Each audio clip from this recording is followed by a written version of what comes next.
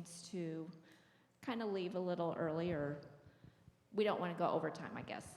Put it that way. So I'd like to welcome you, Thomas Broyles. He's a detective here in Marble Falls, and we thank him for taking the time to come speak to us on identity theft. I will turn it over to him and let him introduce himself a little further. So, thank you. Thank you, ma'am. Appreciate it. Good morning, y'all. So I'll be 100% honest. I don't mind public speaking, but when it comes to microphones in my face, I get a little nervous. So if y'all can't hear me, or just throw something at me and say, hey, can't hear you.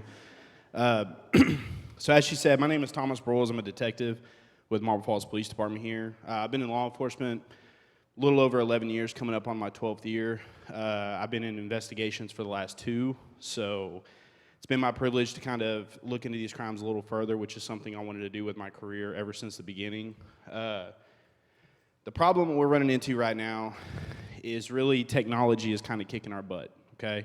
To be honest, I mean, it is growing so fast and getting more and more advanced by the day that these scams and these crimes are happening. And, a lot of people seem to think they watch NYPD Blue or something like that. We can solve it that easy. Well, we just do not have that capacity. So I presented this to a patrol sergeant whenever I was on patrol. It's kind of like a community outreach. If I can get the information out there and y'all know the telltale signs and the red flags, maybe I can prevent you from doing something that is just going to cause a lifetime worth of pain and money loss, right? So, like I said, don't have the technology to keep up with it, but if the information's out there, maybe that'll help, okay?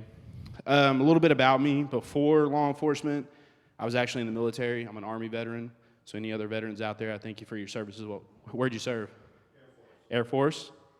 Air Force? It's always Air Force, guys. All right. And then I'm up here, and then they're like, the guy's in the Army. He don't know what's going on. So, well, I appreciate you guys' service, and thank y'all again for being here, okay? So we're just going to kind of jump off into it. Lucas, you're good. It's my man behind the computer back there helping me out. So like I said, financial crimes or scams. I know this presentation is labeled Scams Against the Elderly. By no means is that trying to cause offense or anything. If it does, I'll take it. Really, I should probably relabel it to scams, period, just because this information could really go out to everyone right now. And the more and more times that I'm asked to give this presentation, I appreciate it because I want that information out there. So financial scams have become so prevalent that they're now considered the crime of the 21st century. They often go unreported or can be difficult to prosecute. So technically, they're considered a low-risk crime, especially for the people that are perpetuating it, right? I mean, they're sitting behind a computer, sometimes hundreds of thousands of miles away. So, I mean, what's going to happen to them, Probably nothing. It's not just wealthy individuals who are targeted. Low-income individuals are also at risk of financial abuse. And honestly, it's not always strangers who perpetuate these crimes, Over 90% of all reported financial crime is committed by a person's own family members, most often their adult children, followed by grandchildren, nieces and nephews, and others. It is widely believed by scammers that many seniors have significant amounts of money sitting in their accounts at all times. I mean, growing up, I always thought my grandparents did. They owned a hay business. They seemed to be financially wealthy and everything. What I did not know until I was an adult is that was just a money pit. Okay, it was to keep my grandfather out of the house. That's what it was. So, I understand y'all are kind of coming into the later years of life. You're retired. Most of y'all probably had careers your entire lives, or most times you might have done very well for yourself, or what I see more often than not, you're living paycheck to paycheck, month to month, right?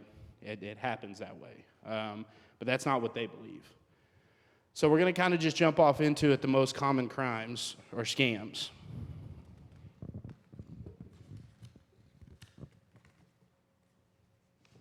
Sorry, trying to follow along here. All right.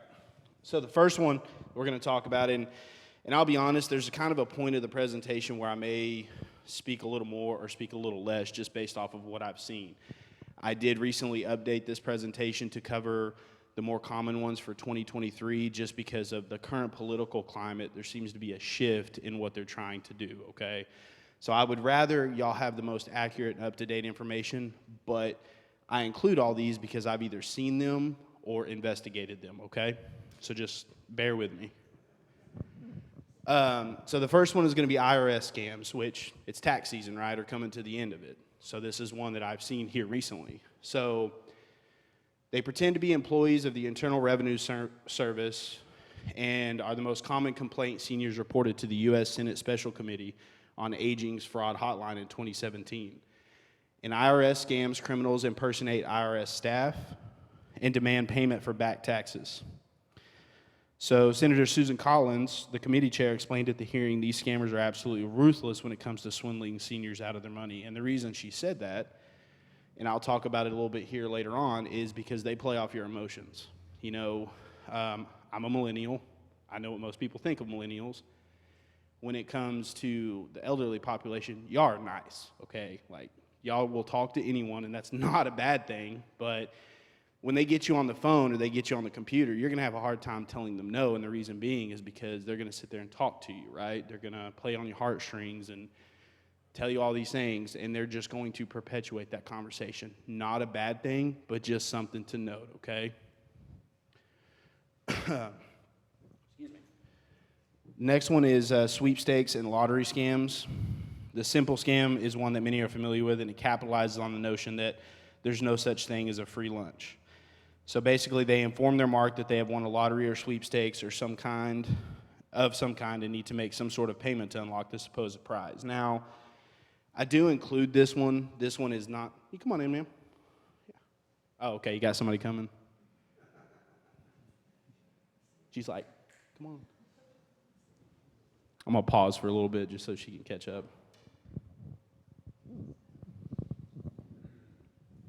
Does anybody have any questions on the IRS scams? Do they kind of understand that? Yeah.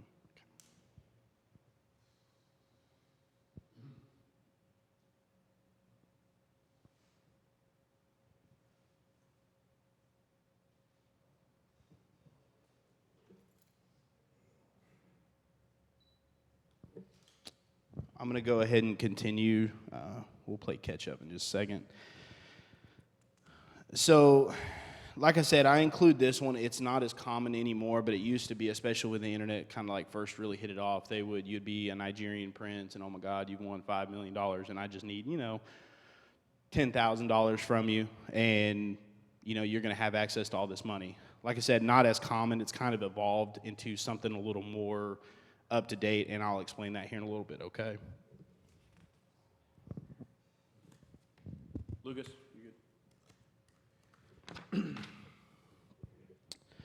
This is kind of the big one that still goes on. It's the healthcare, Medicare, and health insurance fraud. So every U.S. citizen or permanent resident over 65 qualifies for Medicare. So there's rarely any need for a scam artist to research what private health insurance company older people have in order to scam them out of some money. In these types of scams, perpetrators may pose as a Medicare representative to get older people to give them their personal information, or they will provide bogus services at makeshift mobile clinics, then use the personal information they provide to bill Medicare and pocket the money. The Centers for Medicare and Medicaid Services is removing Social Security numbers, gender, and signatures from Medicare cards and will begin to issue new cards in the mail in April 2018. New beneficiaries will receive them first. Has anybody seen these updates or received a new Medicare card so you kind of know what they're talking about? Well, this was in response to this because, like I said, it used to, they'd be able to just ask very minimal information from you and then send off a fake bill. And of course, they're not paying any attention to it, and that bill's going to get paid, and they just pocket the money. So this prevented that, or has kind of limited it down a little bit, so that, government's a little slow to react sometimes. This has been going on for 10, probably 15 years, and they finally fixed it in 2018. So that tells you anything right there. Telemarketing. Most common scheme is when scammers use fake telemarketing calls to prey on older people who as a group make twice as many purchases over the phone than the national average. And that's actually still true to this day. I looked that up.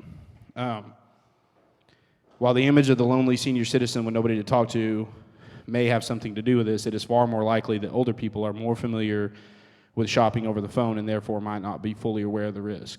Again, this presentation is not meant to cause any offense or anything like that, but even my grandmother, who was pretty technologically savvy at the time, would still make purchases over the phone. She would sit in front of a TV and watch Home Shopping Network and all that, and she'd get on the phone and make those purchases. Typically speaking, senior citizens are more comfortable with face-to-face or talking interactions than they are just kind of over a computer, statistically. So this is where they get you on that. No face-to-face interaction and no paper trail. These scams are incredibly hard to trace. Also, once a successful deal has been made, the buyer's name is then shared with similar scammers looking for easy targets, sometimes defrauding the same person repeatedly. So my last presentation that I was doing this was over in Cottonwood Shores, and I had them ask me, basically, how do they continuously get this information? Well, I'm sure you've seen it in news where databases are hacked or you know where they store your personal information. A lot of people actually don't know that there are individuals that their entire job is to sit behind a computer and fish the internet for your personal information. A little bit here, a little bit there, and over time, you leave digital traces pretty much everywhere you go, right? So they're able to finally get your credit card information, debit card information, address, firstborn's name, your full name. They're able to fish for this information, and once they compile that list, they put it in a database, and then they sell it to the highest bidder. So if you think about it, it is a criminal enterprise, is it not? You've got multiple people working against you to commit different levels of crime, and ultimately, you're still the victim on every level, okay? So I figured I'd go ahead and mention that because it was a question last time, but that's how they do it.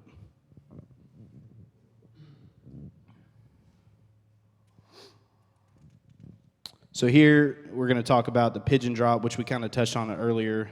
They tell the individual that he or she has found a large sum of money and is willing to split it if the person will make a good faith payment by withdrawing funds from his or her bank account.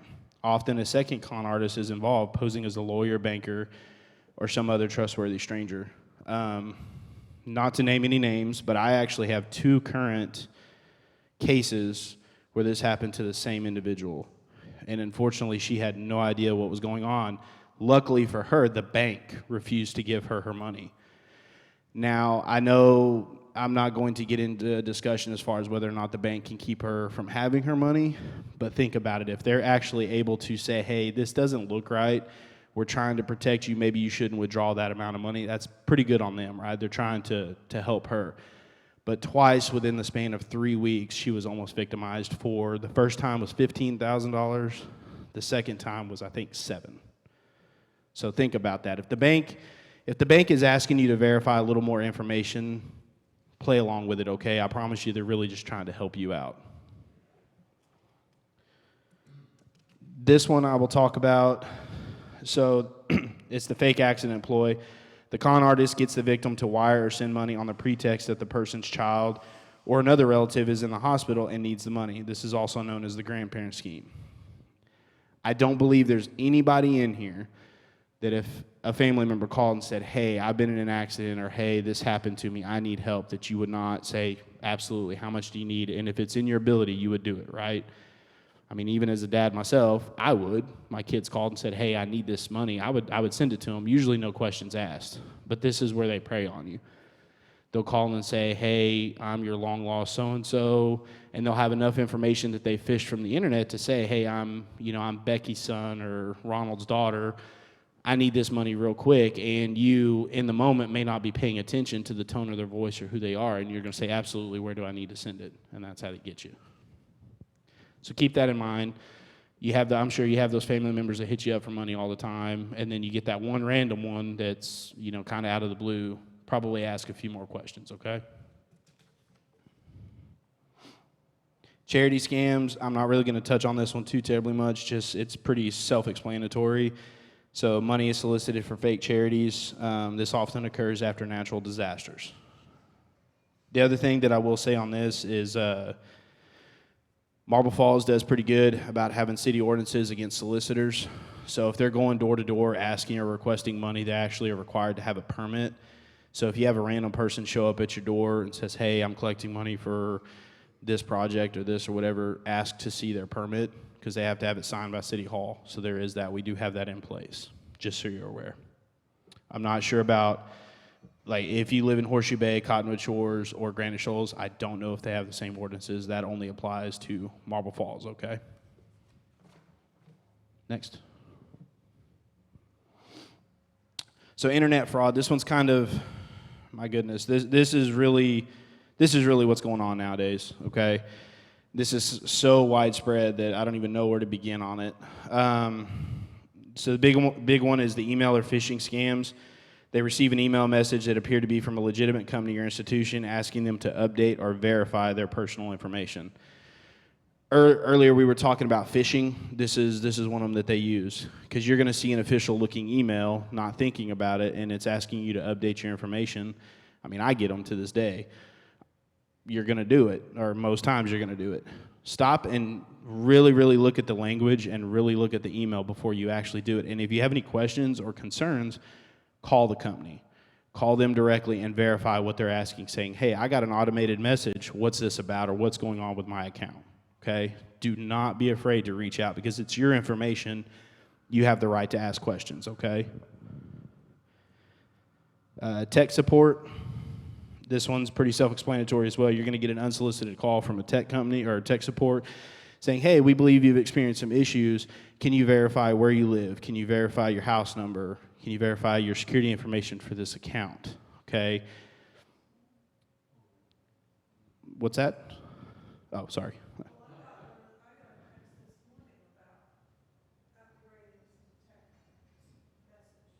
It was, and I'm sure I don't know what kind of phone you have, but I'm sure it kind of showed up and it was a really weird number that it came from, or right. Well, I'll have a couple of pictures as to what she's talking about. Go ahead.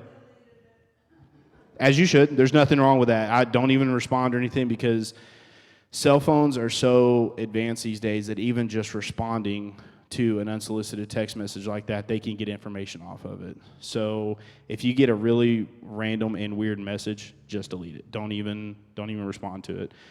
I would say don't click on it, but a lot of times when you open up your phone, it's going to automatically open up the most recent message you got. So just caution. But usually, if you need tech support, is a tech support person going to call you? No. Okay, trust me, they're not going to. Okay, even when you call them, you're going to be waiting for probably about 20, 30 minutes to get a hold of somebody that speaks English. So, they're not going to call you unsolicited, all right? Unless, I would say that if you were on the phone earlier with tech support and you finally gave up because you don't want to sit in front of your phone and you get one of those automatic callbacks, that would be the only time. But even then, you can still verify or ask questions as to why they're calling you, okay? But 9 times out of 10, tech support is not going to call you. So if somebody calls you and says, hey, I'm with so-and-so tech support, hang up. Don't even give them the time of the day. Does anybody know who this individual is without cheating? That's right, Bernie Madoff, okay? And we talk about him because he basically, not necessarily pioneered, but he definitely capitalized on the Ponzi scheme, okay? So because seniors find themselves planning for retirement and manage their savings once they finish working, a number of investment schemes have been targeted at seniors looking to safeguard their cash for their later years.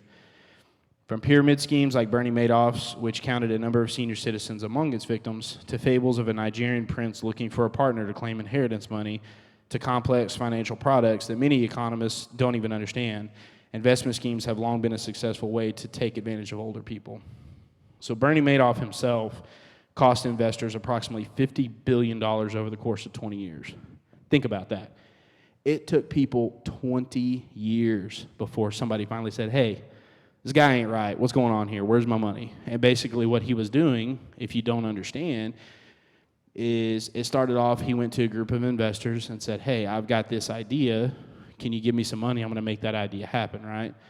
They said, yeah, sure. Gave him the money. He then took that money, went to another group of people, said, hey, I have this really awesome idea. Give me some more money. And it just went on down the line, okay? And eventually, like I said, 20 years it took the first person to come back around and say, hey, man, 20 years ago, we gave you some money. What's going on with that? And then that's when it kind of fell apart. The biggest thing to learn about that is, and what I always touch on, is if you're going to invest your money, go to an actual investor, somebody who is credentialed probably sits in a really nice office wearing a nice suit every day and says, hey, apparently he's smarter than me with my money. Here you go. What can you do for me, okay? So the grandparent scam, we kind of touched on this. It uses one of older adults' most reliable assets, their hearts, okay? This is not a dig at y'all at all. It's just the simple fact of, statistically speaking, y'all are nicer than we are. So you're going to say, you know what, I'm willing to help you out. Really, the only thing that I can tell you on that one is just be mindful, ask a few questions, okay? We already touched on that. Good. So we're getting into more of the more common stuff, the more modern stuff, what's going on. So in December of 22, the Highlander published this article, and this is just a snippet of it. I would highly recommend getting onto the Highlander and actually reading the article. Those text messages that she was mentioning earlier, this is where that kind of stemmed from. This swept the hill country enough to where the Highlander decided, hey, we need to do an article on this. This is kind of what they look like. I'll have a couple more slides that will show them a little bigger. If it's hard to see, I apologize. But basically what it's saying is you'll get a UPS notification or a post office notification saying, hey, parcel being held at your local post office until redelivery fees are settled. Click on this link, follow it, enter your card information, and we'll make sure that those fees are taken care of, okay? I don't know about y'all. My mail lady is pretty nice. We are lucky to live in a small town where she recognizes me. If there's an issue with a package, she normally calls me or leaves a nice little note in my mailbox, right? So the thing I can say about these is completely ignore them. Now, I mention this because besides the post office, we have what? UPS, FedEx, Amazon is now delivering. I saw, what is that, DHS or DHL, the yellow ones that are still driving around for whatever reason. So if you order something through them and you're waiting on it and you get a text message like this, it's pretty convincing, right? Biggest thing I can tell you is for Amazon, UPS, FedEx, or whatever, you're going to get a different official email. They're not going to send you a text message. The only time that they're going to send you a message is saying, hey, your package was delivered, here you go. Okay, and that's only if you've opted in for those updates, all right? Here's more examples of what they kind of look like. I know that's kind of hard to see. The left one basically says, problem billing in your Amazon account. Click for info. Weird number. The best thing that I want to point out on this is the sender. This is from an iPhone. I'm not sure how it looks on Android. Lucas, I know you got an Android. Does it look very similar? Yeah? Okay. So look at the sender. Look at where it's coming from. And it's this really long, weird coded number. Ignore it. Like you said, delete it. Don't even respond to it. Because when you click on that link is coded. It's coded by the person that sent it. And what they're doing is when you click on that link, it's basically going to scan your device and pull any information that it can off of it. Now, I don't know if y'all are aware of this, but do you know how much personal information is on a cell phone? A lot. Almost everything. It's like having a little mini computer in your pocket, and that thing knows everything that you're doing. In fact, I recently was very fortunate to get a new patrol vehicle. My last one was 15 years old. I barely had a working radio in it. So I get this new 22 F-150, and it pairs with my phone, and it starts tracking my location and where I'm going throughout the day. That thing knows more about me than I do. I get in the car at 7 o'clock. It's like, hey, go to Choosby's Burritos. Okay, all right. That's where I'm going because that's where I went the last 3 days, right? So those things pay attention, I'm telling you. The one on the right, I'll go back. The one on the right looks official because it's coming from the United States Postal Service. Again, though, the best thing that I can tell you is look at where it's coming from. Look at the sender. If the sender is not an official phone number, just ignore it. Delete it.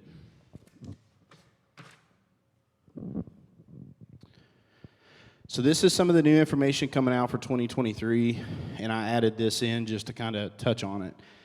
So the first one we're going to talk about is the pig butchering scam. Don't ask me why they named it that. I have no clue. Kind of threw me off guard. I started looking around to see if there was another name for it, but there is not. So this is what the FBI is calling it. So it starts off as a message via text, social media, or dating website, and then builds into a discussion about growing wealth through cryptocurrency and asks for a small amount for investment. So we all know Bitcoin, Dogecoin, all that other stuff, cryptocurrency is kind of where it's going because it's technically speaking, it's an unregulated market right now. And the biggest thing that we have in the current political climate is government overreach when it comes to our own finances. So cryptocurrency is where a lot of people are going. Cryptocurrency is also, again, while unregulated, it also means that criminals, it's a gold mine for them. There is no way to trace those transactions. So once you send it, they're gone. We had an individual, a case that came in, I think about 7 months ago, where the person was going to buy a tractor, okay? It was a really good deal on a tractor, okay? And I know how hill country folks are. It's a good deal, it's a good deal. The seller requested that the person pay in Bitcoin, and it was $25,000 worth. So the person went to a Bitcoin exchange machine, put the money in, got the money out of the bank. Paperwork looked legitimate to the bank. They said, yeah, here's your money. Transferred it into Bitcoin, sent it off. Guess what happened? Yeah, did not get the tractor, okay? And he lost $25,000 on that. I don't know about you, but I don't have that in my bank account. So he reports it to us, and it's been a big, long process because what is the bank saying? Bank saying, you took out the loan, you should have vetted everything, you still owe us the money back. So he's coming to us asking us for help, and unfortunately, there's not a whole lot that we can do. And as law enforcement officers, we don't want to have to tell someone that, but what can we do with something that's untraceable, Even the FBI, CIA, all the guys with a lot more governmental overreach and funding, even they're having problems with this. So be mindful. Okay, student loan forgiveness scams. I'm not going to get into a political discussion on how I feel about student loan forgiveness, but the reason why I mention it is because what happens anytime that there's a big government program that says, hey, we're going to wipe away tens of thousands of dollars of your debt, okay? Scammers are going to pick up on that, and they're going to say, all right, we could get in on this action. What can we do to mess people over? May not necessarily apply to any of y'all, but again, I kind of want this presentation to start spanning out into all scams. So I wanted to throw this in there. Damaged used car scams. So the problem we have right now is we've had several recent storms and all that. So a lot of times these guys, a lot of cars are getting totaled out, whether it be to water damage or hail damage, right? So these people are buying these cars up, and they're changing information out on them, and they're selling them, even though the car itself is technically totaled. Should not ever be sold on the market again.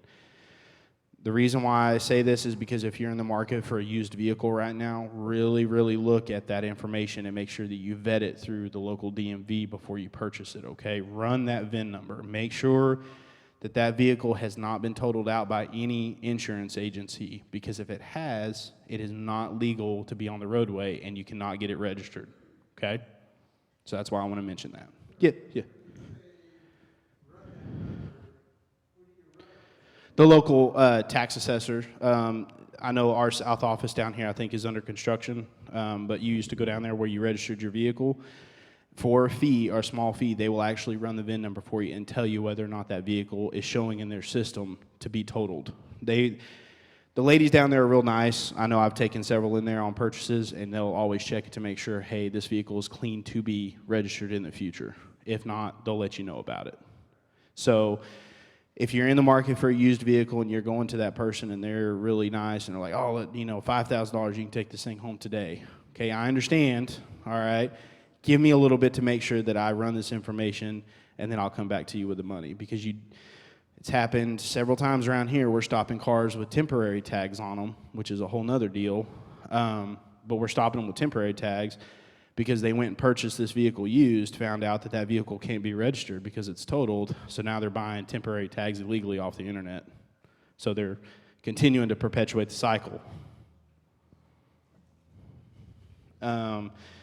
Google voice verification code scams. I'll actually show you an example on the next slide of what that kind of looks like, and I'll explain it.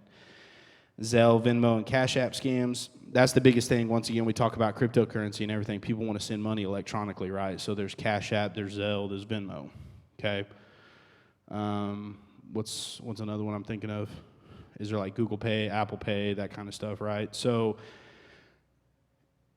remember, when you set these accounts up, a lot of times they're going to require you to link either your bank account, if not all the time, link your bank account or a debit card. Some of them won't allow you to link credit cards. They want that direct bank information. They want to be able to pull out of that account immediately. Where this comes into a problem is because of that, you are linking your direct account. So if somebody gets that information from you, they have access to your bank account and everything that's in it currently. So anytime that you're sending money electronically, make sure not only the person that is receiving the money is legitimate, but also when you enter that information and you're getting those two-factor authentication codes and all that, that it's coming from that actual company. Does everybody kind of know what I'm talking about when I say the two-factor authentication code?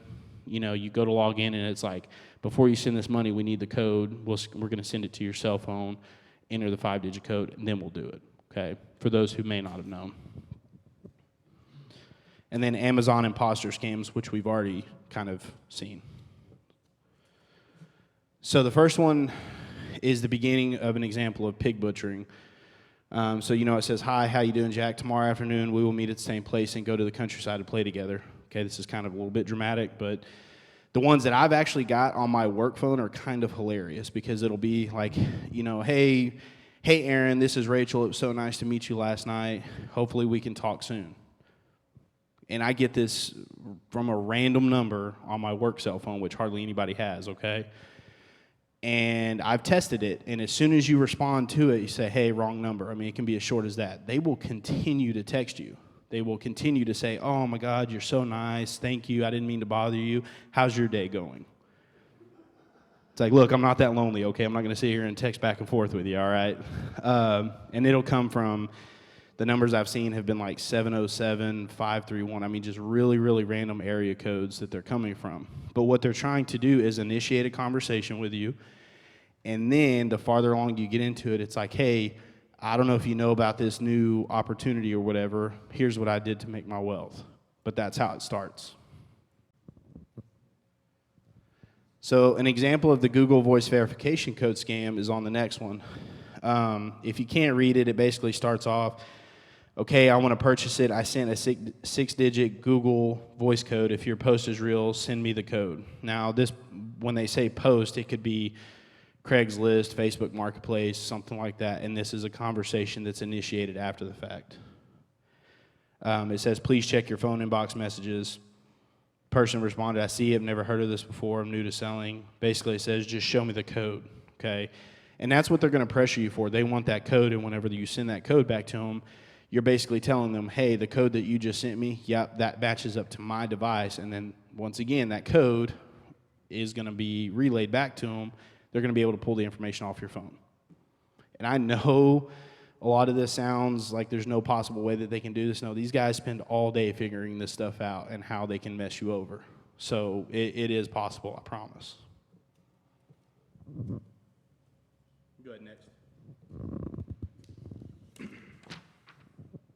So we're going to kind of get off into prevention methods. So basically, avoid sending money or providing personal financial information. So the biggest thing that I've advised you is caution. Be cautious who you disclose your bank account, credit card, social security numbers to. Suspicious but realistic-looking checks made out for a considerable amount of money should be an elder fraud red flag. If you weren't expecting a check, it could be a fake. Besides winning the lottery, I mean, how often are people going to send you money in the mail randomly? Not going to happen, okay? We're not, well, y'all might be. I'm not that lucky, so the only letters I get are bill collectors. So if you get a fake check in the mail that says, you know, if you cash this, here's your settlement or whatever, verify that information before you do so. Because what they might do sometimes is they may actually put, or they may be paying attention to when that fake account and fake routing number is ran and what account it's attached to. The minute you try to deposit it, they're going to pull that information, and then that's how they get access to it.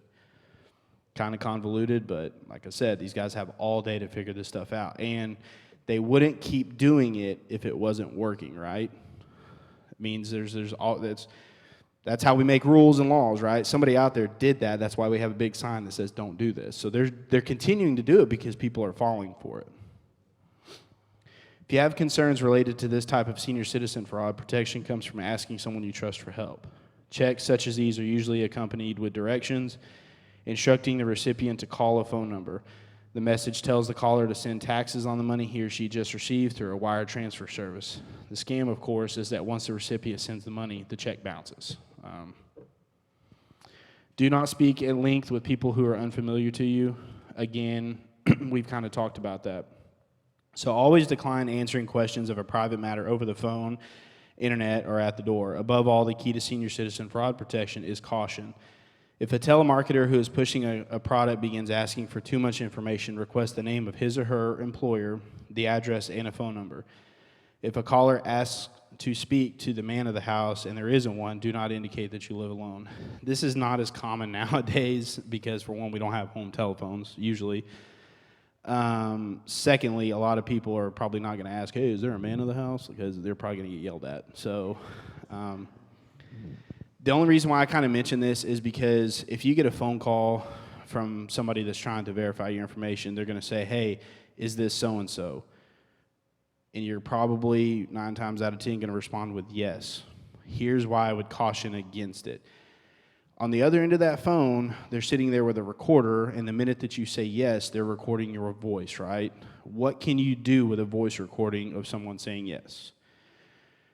You can get access to their bank account information. You can call that bank and say, hey, and put online, I want to request a change of routing number, a change of account number to send all that money over here, or I want to do a wire transfer for that money over here.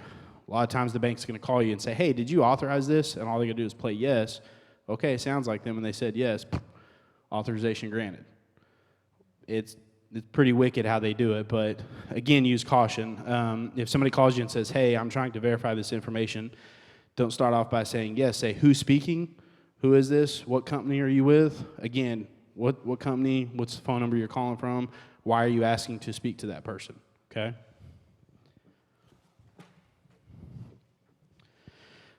This one says, do not sign any documents without reviewing them carefully. The reason why I talk about this is because about 5 years ago, I purchased a home, okay? The entire time that I went through the process of a mortgage, not once did I ever see somebody in person. They sent every single document to buy my house over my email. They did DocuSign, which I don't know if y'all have heard of that or are familiar with that, okay? And that is more and more common these days. The only time that you're ever really going to sign something in person is when you go to the actual tax office and finish everything up. And that's when you sit down and you sign probably about 200 pages more than you need to, and that's how they take care of it. But going through the pre-approval process and the actual loan process and all that, I never once saw a person sitting in front of me. So I mention this to kind of tell you to use caution, okay? If it is not a verified source that is sending you the information and who you're receiving it from, and it's not a verified source or application used to sign them, do not sign those documents. Because again, they can pull your signature and then use your signature to get access to everything else, okay? Does that make sense? Make sure to verify all claims. So one of the newest elder fraud alerts is related to home construction or improvement, and much like any other industry, scams, they're pretty rampant. So the best senior citizen fraud protection tip in this instance is to use a well-known contractor in the area. Unfortunately, after any major natural disaster, a lot of times what happens is we have people coming out offering, hey, I'm a handyman, so-and-so, I can fix your roof. I don't need to wait for the insurance companies. Why don't you just go ahead and give me a down payment? I'll get started on this, and man, we'll knock this out lickety-split, right? And then you go back and file with your insurance company and say, hey, I paid so-and-so this amount of money to fix my roof because y'all weren't getting to it quick enough, and what's the insurance company going to tell you? Well, I don't know who that person is. They weren't sent by us, so who did you give the money to? Then they're going to deny your claim. Like I said, after any major natural disaster, when it comes to getting things repaired, scammers are going to run around. They're going to start a fake business. They're going to slap a sign on the side of the truck saying, I'm so-and-so. I'm really good at what I do. Let's get this fixed before the insurance company, has time to get around to it. But when they do get around to it, here's my card. Tell them that I approved it or that I fixed it, and you'll be good to go. So that's kind of why they talk about this and why they say verify all claims. Verify who that person is. And unfortunately, I know it's not the quickest method, but waiting for an actual insurance representative to come out is always your best bet, okay? That's why you pay them an exorbitant amount of money a month to take care of that for you. Utilize them, all right?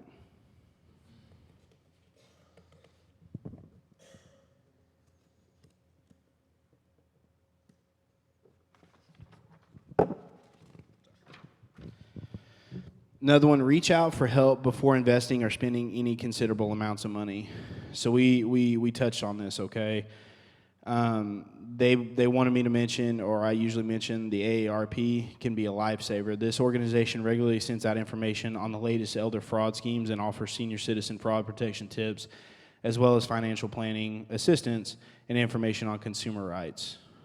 Judiciously decide on various offers and purchases. If you're going to invest or spend a large amount of money, verify with your bank, verify with somebody in person, go to an actual investment firm, okay? And I'm not going to rehash that. We've already kind of talked about it. One prevention method that I do want to mention here is shred all bills, notices, and personal mail before throwing them away. I go as far as actually burning it. I have a burn barrel out back because even shredding it, a lot of times they can still pull that together, right? And I know you're saying there's no possible way somebody will spend the time to do it. They will. I promise you they will. Because any little information they can get off of that, I mean, they're getting money off that.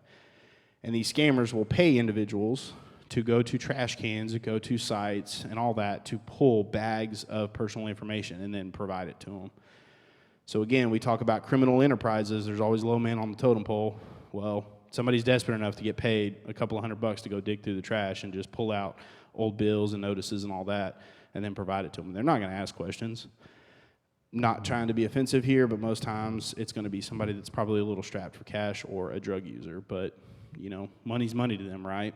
So a couple of $100 to go pull some trash, they're going to do it. So I say shred. We use an actual company anytime that we need to shred paperwork, because, of course, we're bound by a lot more strict laws, and the company not only shreds it, but they incinerate it afterwards. That's where I got the idea of all my personal stuff. Get a burn barrel, not only shred it, but then burn the shreds, okay? Just as a double extra layer of precaution. And, you know, people are looking at me like I'm not going to take the time to do this. I understand that. A lot of this is kind of overkill, but, again, this is just kind of some, you know, experience saying they will pull that information from that. So maybe think about it, all right? Recognize predatory lending practices. Senior financial abuse and elder fraud practice, also known as loan fraud, is often perpetrated by mortgage brokers, appraisers, and home contractors looking for a quick buck. Seniors approach these seemingly knowledgeable individuals looking to refinance their homes, but are bombarded by fast-talking scammers who incorporate a must-act clause into the deal.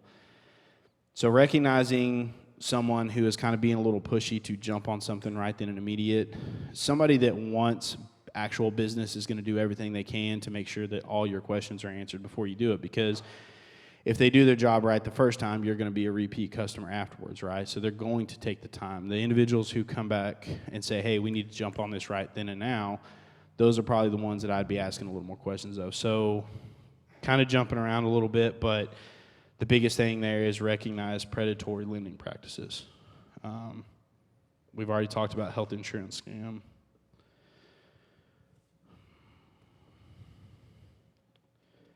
So bypassing the sucker list altogether. Many seniors are eager to win something and often enter numerous sweepstakes, sign up for free magazines, or register for contests. I actually don't know if that's still true anymore. I asked this at the last class, and I'll ask it to y'all. I mean, is that something that you would do? Would you sign up for? No? You're saying no?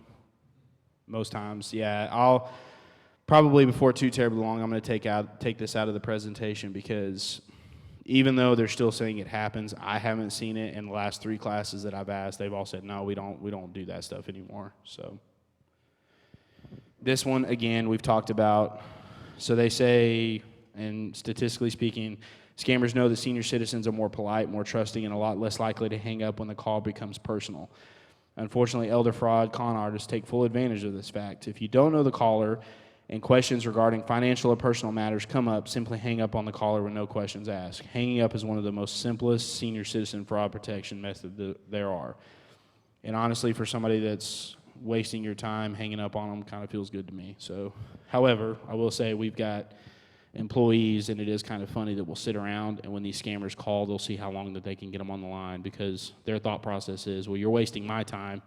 I'm going to waste your time for 30, 45 minutes. And I'm not going to go into any detail as to what they try to get them to say or whatever, but some of the comments and lashback is pretty funny. So I always say that an ounce of prevention is worth a pound of cure, right? So if we can take the steps beforehand, it's going to help you out a lot more. So be suspicious. If you or a loved one is generally trusting, being skeptical can be difficult. However, being generally suspicious of cold calls and unsolicited letters and emails that promise huge benefits is an effective way to stay protected. Ask questions to get information, become familiar with online safety, and never give personal information online. Again, don't make hasty decisions. Check the Better Business Bureau, invest carefully, and don't pay to play. So never provide money to gain a prize. When someone asks for a routing number to deposit funds or for shipping and handling charges for a free prize, it's a clear sign that it's not legitimate, okay?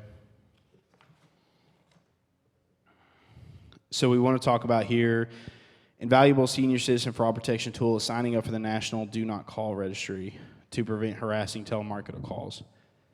So I will mention this because in my experience, I actually signed up for this and it didn't work. Man, that's my experience. Would anybody else here argue otherwise?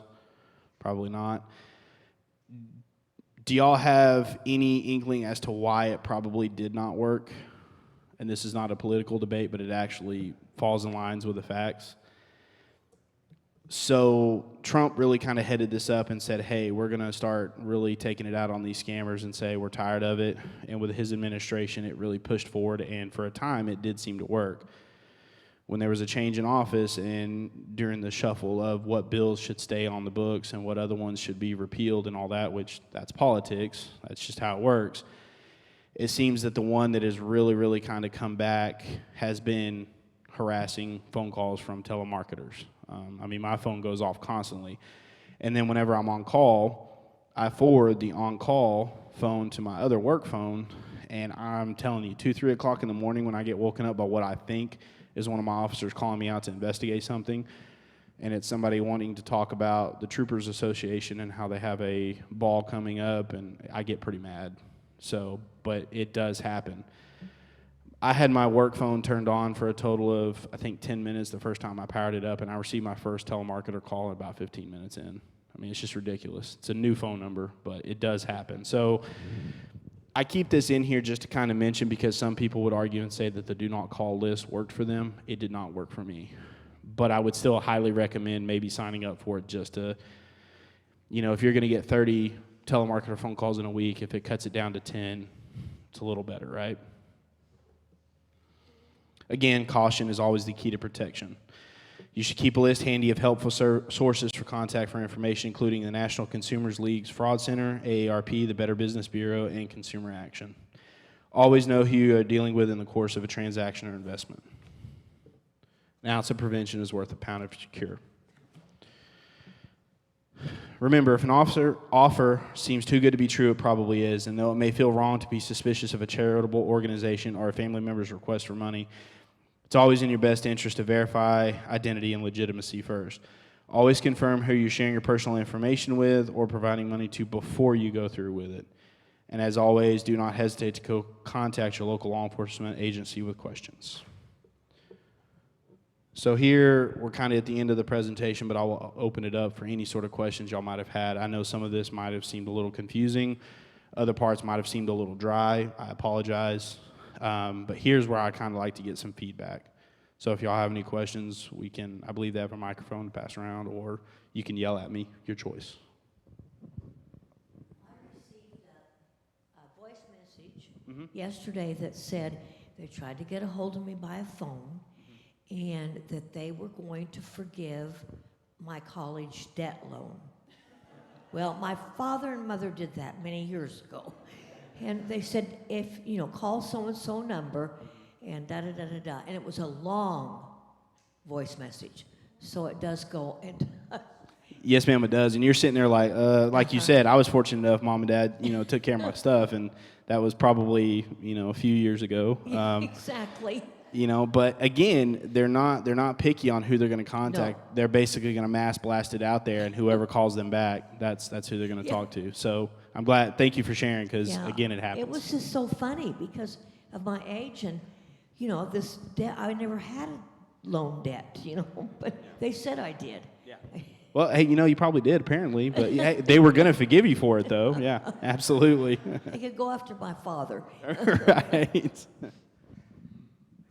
Anyone else? It's been going on for so long now that, we never answer the phone. We just don't answer it unless it's someone we actually recognize the number. And aren't more people doing that? And so it's, people are really catching on to all these scams. They just will not even give them the chance to talk to them. You're asking they are or they aren't? Like, are they getting better? Everyone's getting smarter about answering their phone, about answering emails and texts, and just getting rid of them instead of even answering them. Isn't it getting better as far as people learning their lesson? So I will tell you that the whole reason that I was requested to start giving these presentations and why I volunteered to do is because it was actually getting worse around here. Yes, sir, unfortunately. The more I get this information out there, yes, I would hope that people are becoming more savvy and basically saying, hey, I don't want to deal with this or whatever. The bigger problems that I seem to run into are not the individuals who are out and about still kind of living their life. This was where I'm starting to see a lot more issues are unfortunately the individuals in nursing homes and senior citizen center or assisted living, because not to sound mean, but they're sitting around kind of doing nothing all day and probably not in their right mind, and those are the ones that are still having trouble with this. I will also add to that I would not continue to be giving these presentations if people were becoming more savvy. Now, I would hope that eventually people will start catching on to this, and the more that I can get this information out there via Facebook and all that, yeah, they will become more savvy. But unfortunately, no, sir. They're still having it happen to them. And even worse, what happens whenever they try something and it doesn't work? They're just going to go right on to the next thing. They're going to stick with the things that work. So that's why I mention everything that I do, because it does work. How do they wind up getting all these phone numbers? Do they just buy these phone numbers that they call you with? And why doesn't the FCC or someone, Yeah, he said, thank you. Yeah, we can. I can. Yeah. So. it seems like there would be some way to stop these people from getting all these phone numbers, but there isn't, I guess. Unfortunately, no, sir, there's not. You got to think about the fact that a phone number starts with 3 digits in the middle, and then 4 digits afterwards, right? How many possible combinations of phone numbers are there within that? Millions, right? But don't you have to apply for a phone number still, or no? No, sir, because what you also have to remember is new technology also provides for what's called voice over internet provider or voice over internet protocol. So they're using these fake numbers that are generated from real numbers to then call you. So you're talking going down the rabbit hole there. There's millions of possibilities of how they can get a phone number and use it. So, there's a lot of governmental entities that are around to regulate these kinds of things. You've got the FCC and all that stuff, but these guys are not worried about minor problems like that. They're more along the lines of worried about national security issues, so they're not paying any attention to us. And it becomes a hassle. And how, for example, Marble Falls, Texas, there's 3 investigators within my department. I've got a sergeant, my partner, and then me, right? Think of all the crime that goes on in Marble Falls, and when it comes down to, tracing a fake phone number or a fake phone call because that person got my credit card information, think about how we're going to have the ability to do that. And that's just me being honest. I'm not trying to come up with excuses, but... Are any of these people ever caught and prosecuted and put in jail, or... I will say that some of the more localized crime, we've done pretty good at catching people, but a lot of these guys are not local. They're calling from call centers over in another country, and you've got to think about, federally speaking and per the law, how are we going to get them extradited, because a lot of these countries don't extradite for that kind of stuff. You got terrorists that can't even get extradited over here, so much less a guy that's sitting behind a phone call center or running one, and I've seen pictures and a couple of classes that I've been to where they actually did kind of track it down to a call center, and these are 3, 4, 5 stories of buildings where it's just cubicles no bigger than what your body can fit into, and that's all you do all day. So I'm not telling you this to discourage you. I'm telling you that this is the reason for these presentations, is because at a more local level, I have tried to take that on and get the information out there to help at least one person, much less the hundreds of millions of people that it's actually happening to. I can't control that. I can control my area as best I can. So We need to go back the way it was with just regular phones and no computers and huh? unfortunately, I know I'm younger, but I grew up in northern Alabama, and we didn't have a whole lot of technology at the time, mainly because my family was kind of poor, but I enjoyed it. But now I work for the police department, and I'm one of the IT guys there, and I deal with computers and, all the stuff that we have in our vehicles and our phones. And to go from where I grew up to now, I don't even recognize myself. But how are we ever able to go back?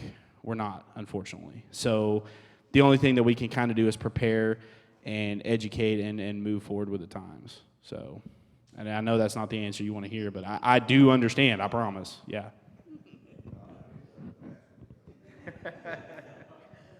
So how often do you get phone calls saying that I've been messed over and can you help me out? I don't, but I know like my grandmother, closer to the end of her days, she was getting weird random phone calls. No, I meant you as the police department. Huh? Oh, it's the police department? Yeah. Oh my God, all the time. Yeah, actually, funny enough, we get phone calls. Are you talking about like crime to investigate?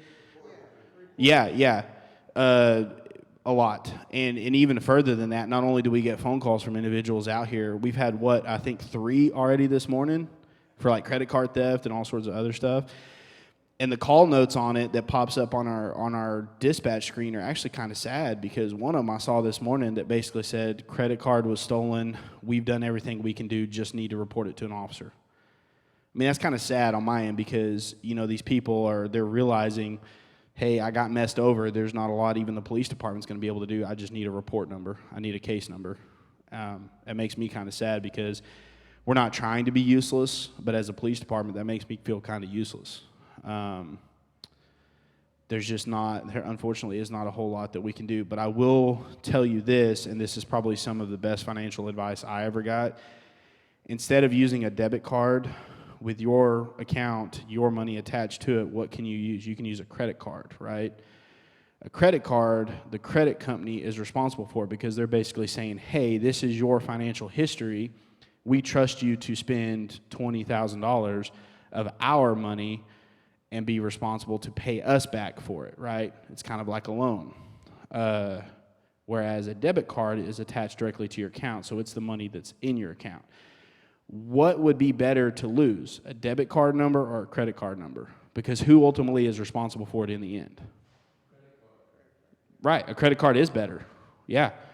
And the reason being is because the credit company is responsible for that debt, not, when it gets lost, not you.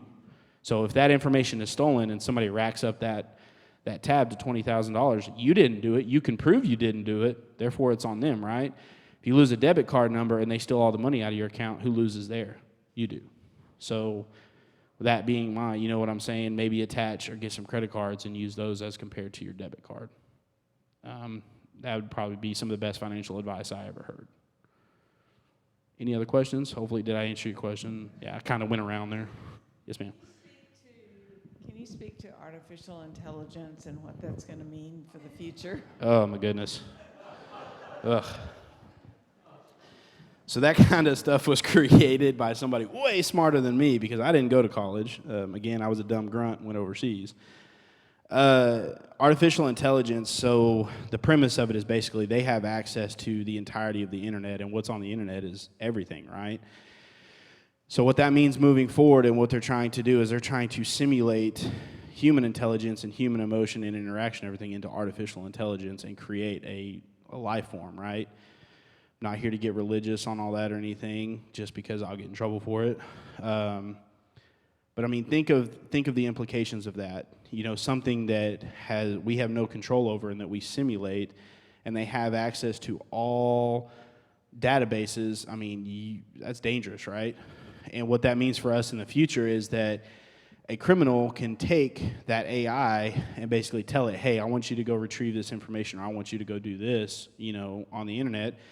That AI gets that information for you, and then the person goes and uses it. Yes, we can charge the person that used it, but we can't charge the person for getting the information because technically they didn't, did they? It was the AI that got it. So that's about what I know right now. In the next year, especially with like Snapchat, just released an AI option on the platform, and I know I'm going to call Lucas out back there for it because I know he's used it. He's sat around and we were curious and we started asking it really dumb questions, and this thing was answering. Just the weirdest, dumbest questions that you can think of, it was answering it. We were having an argument about a diesel engine, so he got in there and he typed in, hey, on this diesel engine, did you need to tune it and delete it? And this thing sent him back an entire paragraph of what you needed to do for it. So kind of stupid on our end for sitting around and doing this, but just think about the access and the data that thing pulled from and gave us an answer instantly. I'm kind of nervous to see where this goes. To answer your question on it, I think it's going to be altering, but I don't know where it's going to go. Hopefully good, but criminals never do anything good with good information. They always turn it. Yeah, it's going to be bad. And me as a police officer, I really can't tell you how I'm going to handle that. It's just only time will tell. So, what's that? Yeah, right. Basically ask, hey, how would you turn yourself in here? Yes, sir. I'm loud enough, too. Yeah, go ahead. The upside... Wife's going to take care of it for you. Upside of AI is it's just amazing what it can do. And unfortunately, AI has no moral values. It's just there for information. Right. When you can go through 10 or 12 million drugs or compounds and find a cure for something, in a matter of hours, that's wonderful. That's miraculous. But, when you've got this data that basically right now nobody has control over, that's the damnation of it. It's like Hal in the wonderful movie, Space Odyssey 2000, where the computer takes over. Right. Period. Yeah, absolutely. Like you said, it has no emotional attachment. It has no meaning of life because it's not alive. So, I would say for somebody that was sitting around and wanted to know how to do something, they're going to ask the AI, hey, what's this do? And it's going to give you the information because it's not going to say, hey, maybe you shouldn't ask that question. It's just going to give it to you. It's going to be very, very interesting. And technology is growing so daggum fast, I don't even know how we're going to keep up with it, but here we are, unfortunately. So, any other questions? Good question, good point. Any other questions before I send y'all to lunch because y'all are probably hungry? Yes, sir. Just one other thing, that there's a couple of companies here in Marble that for cheap will completely shred an entire file box for $10. And you can sit there and watch them do it. Oh, perfect. I know ours is called Condor. If y'all had any interest, I know y'all have seen their trucks driving around on the road. I don't know if they do like personal, but you're saying that they possibly might. I'm telling you, it's a good idea. Gather it up, give it to them, $10. Here you go, shred, incinerate it, and for peace of mind, I would spend $10. So, yeah, right, yeah. Who doesn't like to watch them get set on fire? Right. Good. It's a good point. Thank you. Well, guys, I just want to end it by saying thank y'all for listening to me. I know some of the information is kind of dry. Up on the board here is my contact information. I also provided some business cards that I believe were set out. I don't know how many I got. If you have any questions or concerns, give me a call. If you would like this information presented in some other form or to another audience, feel free to give them my information, okay? I'm doing better and better about making it more interesting. Audience involvement really helps me out because I'm more of a talker anyways, and some of the stuff seems kind of dumb. But generally, that's why I try to have a story to back it up, all right? Again, contact information. If there's no other questions or anything, thank y'all. Y'all enjoy your lunch. Y'all have a good one, all right? Appreciate you.